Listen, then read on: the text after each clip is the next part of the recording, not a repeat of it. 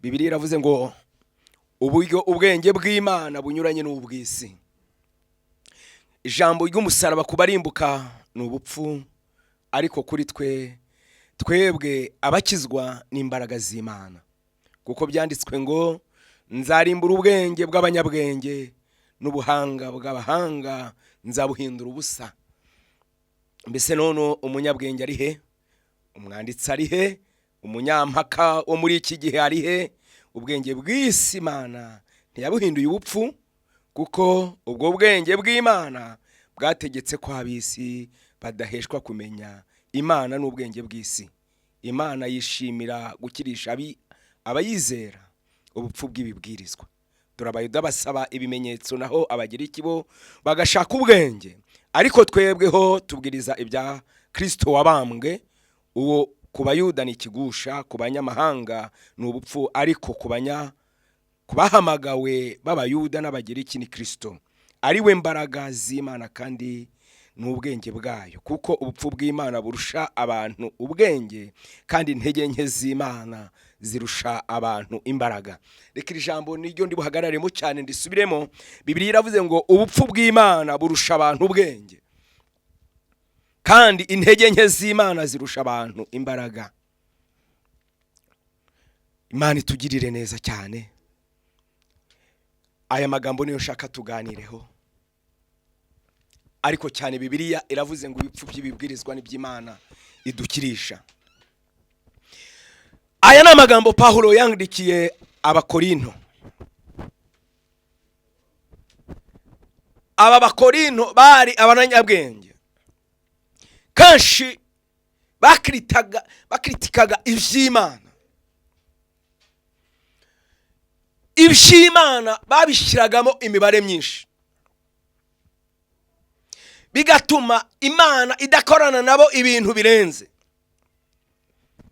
Reka mbabwirire ijambo, ibintu by'Imana iyo twabishyizemo imibare myinshi ntabwo bikoreka, birapfa. Ibintu by'Imana iby'abanyamwuka. Niyo mpamvu ijambo ryavuze ngo n'abayisenga bakwiye kuyisenga mu kuri no mu mwuka. Aba bantu Pawulo yarabarebaga akababona mu ubwenge, bari bafite amashuri menshi, barize ariko bagera mu bintu by'Imana bagashaka kubizanamo n'ubwenge bw'isi. Rero nibyo, ntabwo mpakanye ubwenge bw'isi, ntabwo mpakanye kumenya, ariko kumenya, kwiga, iyo ubihuje n'imbaraga z'umwuka wera bibyara inyungu nyinshi y'umurengera. Reka mvuge iri jambo, Imana ishobora kuguhamagara uri umuswa, ariko ntabwo yagukoresha uri injiji. Imana iratwigisha, Imana iraguhugura, Imana irakwigisha ikakwereka intambwe ku yindi, uko ukwiriye kugenda, uko ukwiriye kuvuga n'ibyo udakwiriye kuvuga. Niyo mpamvu yageze ahantu Pawulo abwirira itorero ry'Abakorinto ngo mugabanye ubwenge, kuko ibipfu by'ibibwirizwa n'Imana bigira ubwenge idukirizamo. Ndaza kubaha ingero zigera muri enye. Imana itugirire neza cyane. Arababwira ngo ijambo ry'umusaraba kubarimbuka n'ubupfu, ngo ariko bwo kuri twebwe abakijijwe abamenye Imana n'imbaraga zayo. Izina ry'Imana rihimbazwe. Umurongo wa 21 Bibiliya yavuze ngo kuko ubwenge bw'Imana bwategetse ko ab'isi badaheshwa kumenya Imana n'ubwenge bw'isi. Ikibazo itorero ryari rifite ni imibare myinshi babishyiragamo, bigatuma ubusabane bwabo n'Imana buba buke, bigatuma umwuka wera bahunga, kuko ngo abayuda basabaga ibimenyetso, abagira ikibi ngo bagashaka ubwenge. Uyu munsi Imana iguhishurire uburyo ugendana nayo, uburyo ubana nayo. Umuririmbyi yaravuze ngo kubana kwayo, ngo kubana n'Imana mu ijuru ngo bidutera umunezero, ngo bikatwishimisha. ushobora kugira ubwenge, ayo mashuri ukayagira, amafaranga kuri konti akaba aruzuye, ariko wareba amahoro, kuko utajya Dubai kuyagura ugasanga urindushye yo kubabarirwa muzima. Ariko iyo wabihuje ubutunzi, ubwenge, ukabihuza no gutunga Kristo, habirevosi enerevo, aguha amahoro, aguha kuryama ugasinzira. Agushimye Yesu. Wagenda utwaye imodoka ukagira ngo ngende umukristo nzahora ndiwe kugeza kugupfa, utishingikirije ku butunzi, utishingikirije ku bwenge, utishingikirije ku miryango, ukavuga ngo ngamye mu mahoro. Niyoroshe imbabazi, urukundo ruriko runguza. Oh haleluya, Imana yacu ishimwe. Buriya hari ibintu bisa bikatubera inzitizi zo kugirana ubusabane n'Imana. Hari ibintu bitugose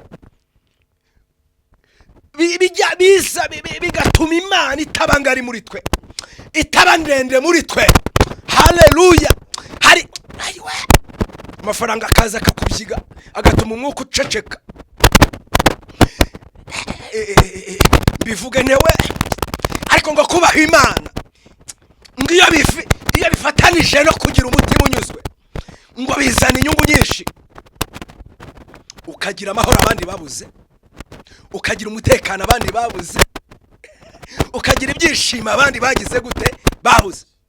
Aho umuririmbyi yageze akavuga ngo ubwo umwami Yesu ankunda ngize gute ndamahoro, ngo kubw'imbabazi ze ngo naho ndiho naho nagira gute napfa nziko nkundwa n'Uwiteka, ngo kuko ngo Yesu ngo ajya mpibyo nkenye byose, izina ry'Imana rihimbaza.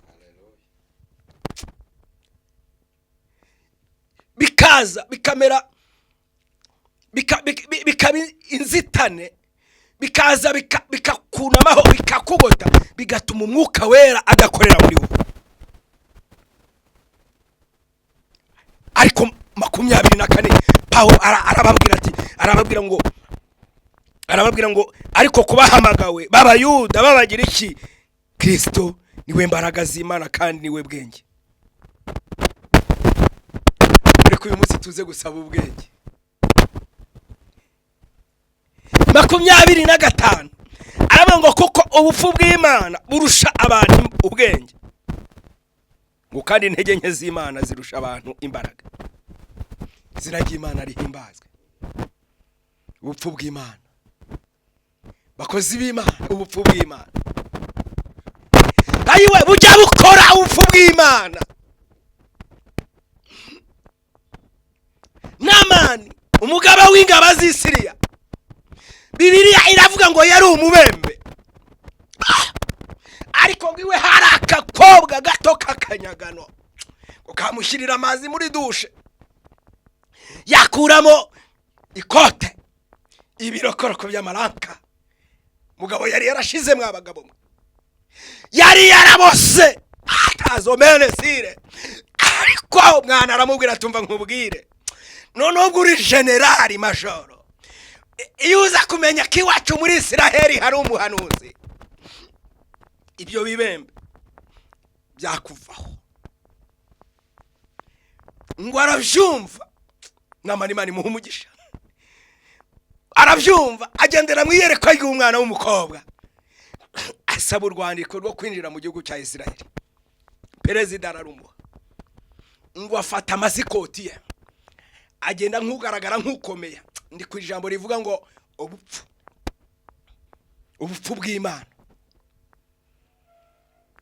ubupfu bw'Imana burusha abantu ubwenge. Sorry. Ngo arahaguruka aragenda afata amadolari, amafata amayero, harahana amafaranga adakora. Ntago nyapfobeje, hari aho adakora imbaraga z'Imana zigakora. Tujya tuvubivuga, hari ahana amafaranga adakora imbaraga z'Imana zigakora. Hejuru y'ibiriho n'ibizabaho nta kiruta imbaraga z'ikizimana. Ngo ashyira amatandiko ku ndogobe yerekeza muri Isirayeli. Ngo agezeyo akimara kwambuka umupaka, mwami wa Isirayeli aramwakira, aperereza amakuru yaho umuhanuzi w'Imana Esari. Ngo aragenda, ngo ahageze ngo asanga hari abandi bari mu byifuzo nkawe, ariko umukozi w'Imana ngamurebera kure. Ni kwijambo rivuga ngo ubupfu bw'ibibwirizwa by'Imana idukirisha. Yubaka karibu haguruke mu cyubahiro kuko ni umuntu uzwi, ariko ngamutera imboni abona yaramunzwe, amutera imboni abona yaraboze, amutera imboni.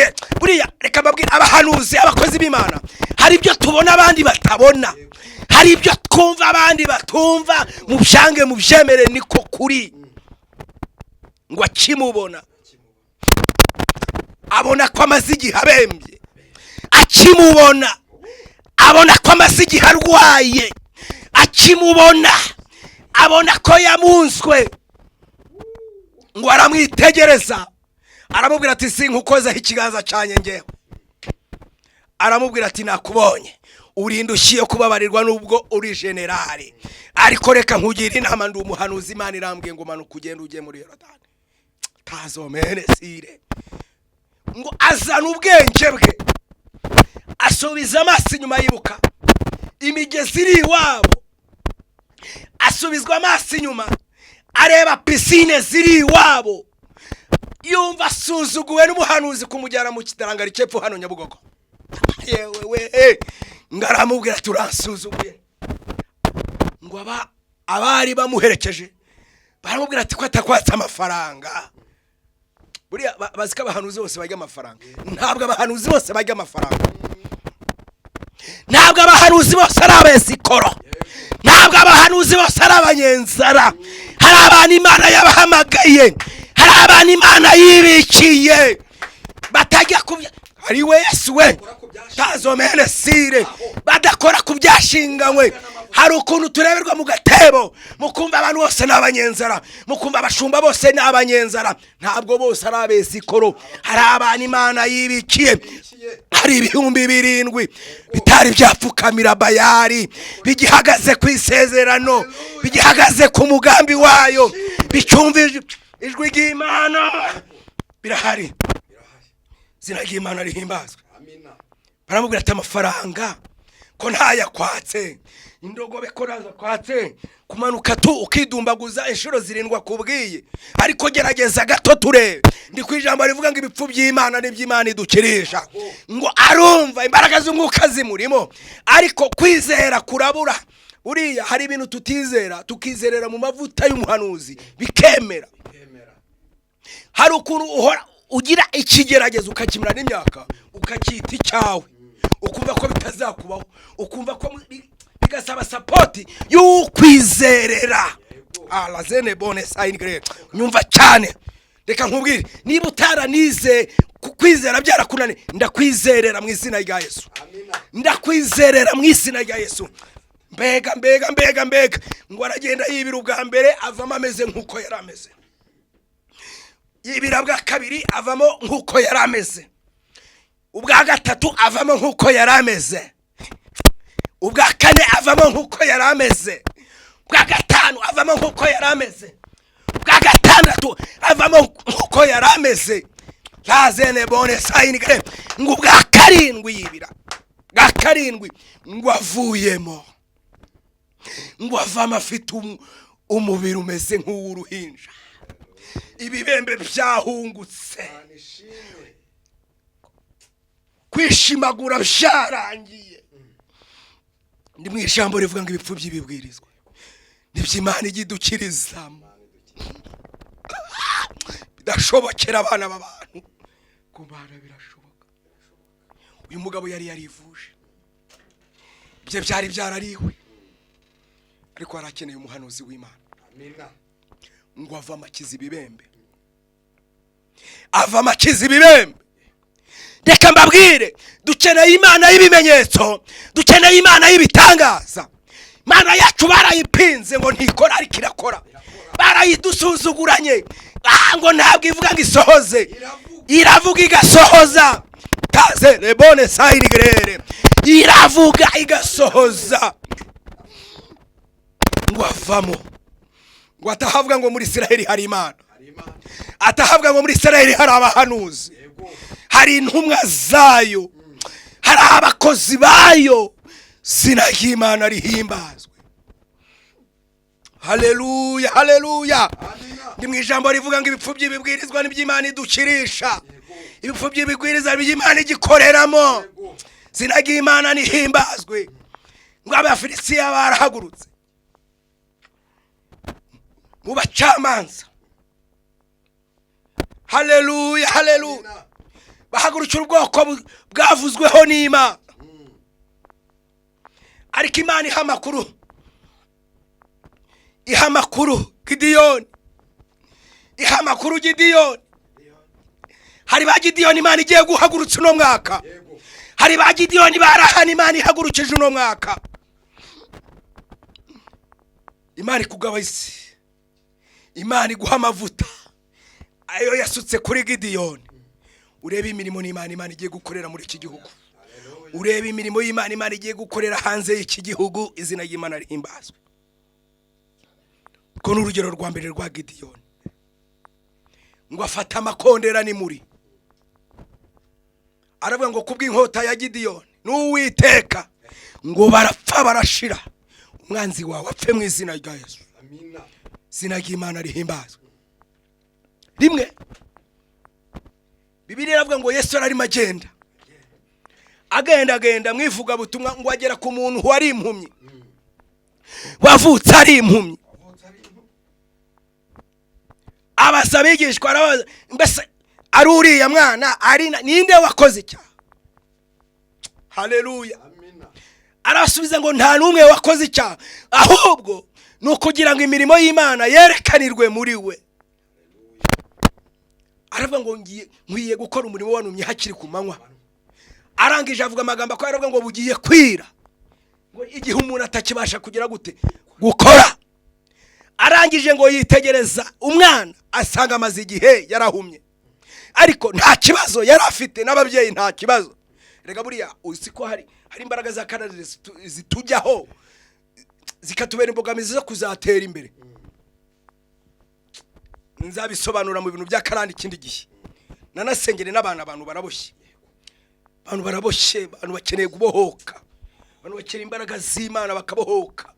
Ugasanga kwa so na so wanyu baraterekeraga, barabandwaga, ariko ibyo bizigunya n'ibyo bigozi biracyaguhambiriye. Reka ndateguri Imana ntiza amavuta tasome. Nomero yanjye ni 0788201464 0788201464. Abantu baraboshe bakeneye kubohoka, abantu barahambiriwe bakeneye guhamburwa. Kandi nziko Imana ikora ibirenze ibyo dutekereza n'ibyo twibwira, nko imbaraga zayo ziri. Niko Pawulo yanditse. Bibiliya iravuga ndi kwijambo ibipfu by'ibibwirizwa, ngo aramwitegereza abona amaze igihe, ariko muri we harimo imbaraga zihumanura. Haleluya. Ibipfu by'ibibwirizwa Bibiliya iravuze ngo atobakondo. Ubundi ijisho rya ngiritse bakwandikira amarinete, sibyo yemwe, agufasha kureba. Ariko Yesu suko nyumvira nawe kandi ngo atobakondo. Noneho kabiri, ijisho agiciye kimwe, aho kugira ngo arikize ijisho agize gute? Agiciye kimwe. Atobya kondo. Pascal Dirihe, umuntu yavuye he? Mu gitaka. Matiyeri turemanwe. Arangije ngatoba kondo, ngo acira amacanwe, ngo ashira ku jisho y'uwahumye. Aramubwira ngo manu kugisorowamu, ngo ajya Sorowamu, ngo agereyo ngo arahumanuka, ngo ava mareba. Ndi kwijambo rivuga ngo ubupfu bw'ibibwirizwa nibwo Imana idukirizamo. Uno musi nawe Imana ikoresha ubupfu bw'ibibwirizwa, aho utatekerezaga ariho ucisha inzira, aho utibwiraga ariho ucisha inzira. ibipfu by'ibibwirizwa nibyo ndiho, nibyo Imana idukirizamo. Izina ry'Imana rihimbazwe, izina ry'Imana rihimbazwe. Ngo umwana arareba, nawe wakire kureba mu izina rya Yesu, wakire guhumanuka mu izina rya Yesu, wakire kubona mu izina rya Yesu. Imana iguha umugisha. Tugiye gusenga Imana, ubu buhanuzi ubwumve. Tugiye gusenga Imana. Ukimara kumva iyi audio, ibi bintu ubikore. Nutabyumva neza uze kumpamagara kuri nomero yanjye nkubwire. Ni 078801 Imana ihaye abantu gakondo. Imana irambwiye ngo ihaye abantu gakondo. Gakondo urayibona ute? Fata itaka. Fata itaka ritari ryinshi. Itaka uraribona. Urifate. Numara kurifata, uribike, urisengere, uvuge ngo mu izina rya Data wa twese, nanjye mpawe gakondo. Ubyizere. Ubyizere. Imana itanze ibibanza. Imana itanze amafamu. Fata ubutaka ubusengere. Numara kubusengera ugende ububike. Uvuge ngo mu izina rya Data wa twese, Uwiteka Imana impaye gakondo. Wakire gakondo mu izina rya Yesu. Wakire gakondo mu izina rya Yesu. Abisirayeli Imana ibaha Kanani. Imana yatoranije abantu inyuriye muri Mose na Yesu. Fata abantu 10 baragenda bajya Kanani, bajya gutata igihugu. Bazana imbuto, bazana ibihamya, bazana ubutaka bw'ikimenyetso cy'uko Imana ibibahaye. Imana irantumye ngo nkubwire ngo akira gakondo. Uriho nta cyangombwa na kimwe ufite cya Rwanda cy'ubutaka, ntacyo, nta gakondo. Imana irantumye ngo nkubwire ngo iguhaye gakondo. Ntabwo ari mu Rwanda gusa no hanze. Imana iguhaye gakondo. Izina ry'Imana rihimbazwe. Imana irayitanze. Imana irambwiye ngo itanze gakondo. Tukamana diplome yawe. Warize, urasoza, uradepoza bikanga. Iyo diplome yawe yifate mu kiganza. Numara kuyifata mu kiganza, uvuge ngo Mana ndagushimiye kumpaye akazi kwize. Mbonye abantu bagenda baradepoza babona akazi. Imana ihumanuye, Imana ivumuye, Imana ikwihe igisuzuguriro diplome zanyu. Imana izikuye aho mwari muzibitse. Izina ry'Imana rihimbazwe. Gatatu, Imana ifunguriye abantu ingendo. Imana ifunguriye abantu ingendo. Niba nta pasiporo ufite uhereye none, bya muri process yo kwishaka. Kuko mbonye Imana ihabana ibyangombwa ibambutse imipaka. Kandi bageye mu izina rya Data wa twese. Kandi n'umugisha Imana ibahaye. Imana irawutanze. Mubyakire mu izina rya Yesu. Akira umugisha w'Imana. Imana iravugana nawe. Ngitanze ubwenge ku bana. Abana Imana ibahaye ubwenge. Mubyeyi nkurikiranye, ucyumva iri jambo ry'Imana, shyira abana bawe mu cyumba ubarambikeho ibiganza basengere. Bibiliya irambwira ngo abana n'umwandu n'umugisha uva ku Uwiteka. Mbonye Imana isuka ubwenge bwinshi mu bana bacu. Abana bacu Imana ibahaye ubwenge mu buryo uzatungurwa nawe. Amanota azazana azagutangaza, uzahaguruka ushima Imana. Izina ry'Imana rihimbazwe. cya kane, imana ikoreye abana amakwe. Mwa bakobwa mwe, mwa basore mwe, imyaka ibaye myinshi, ndetse bamwe inzitizi n'inkwano n'iki cyari ikibazo cya imana iragikemuye. Rero imana, hari abandi bantu bari bafite inzingo zo kudashaka, imana inzingo iraziciye.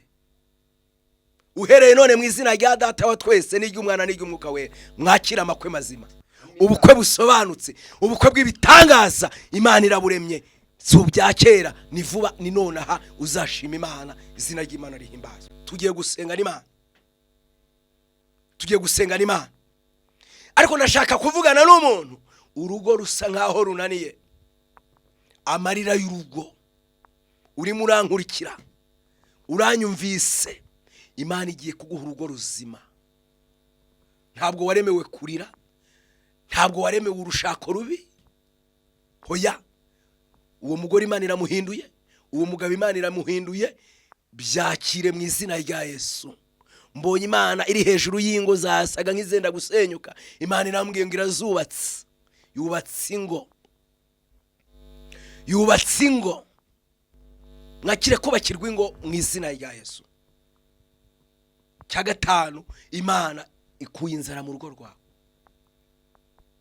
Imana ikuye inzara mu rugo rwawe, isohoye igisuzuguriro mu rugo rwawe, ikugize uwo kubahwa, ikugize ukomeye, nawe uyubahishe.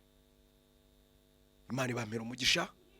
Message nari mfite zarizo, ndaniri mu ijambo rivuga ngo ibipfu by'ibibwirizwa n'iby'Imana idukirisha. Mpamagara kuri 0788 2801 464 ngusengera Imana. Ufite icyifuzo ca mu gikari, dusengera Imana, ubuteka kugirire neza. Ariko kandi wibuke gukora jeya, hanyuma iki kiganiro kirigere kure cyane. Chano ni Byukusenge TV, umwami Imana abaho umugisha.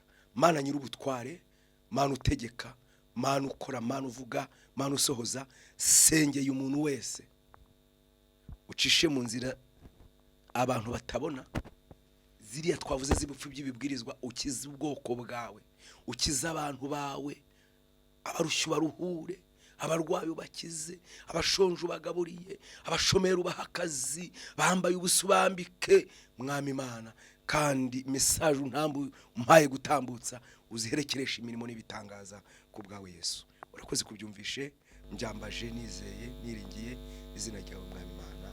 Amen. Shalom.